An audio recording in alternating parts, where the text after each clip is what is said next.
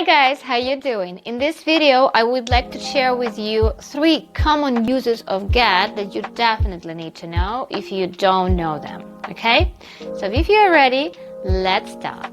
Number 1 is to understand. For example, I can't get you. I can't get you. It means I can't understand you. Or, I can't get my teacher. I can't get my teacher. I can't understand my teacher. Number 2 is to answer. Can you get the door? Can you get the door? Can you answer the door? Or can you get the phone? I'm busy. Can you get the phone? I'm busy. Can you answer the phone? And number 3 is to bring. Can I get you anything? Can I get you anything? Means can I bring you anything? Can I bring you anything?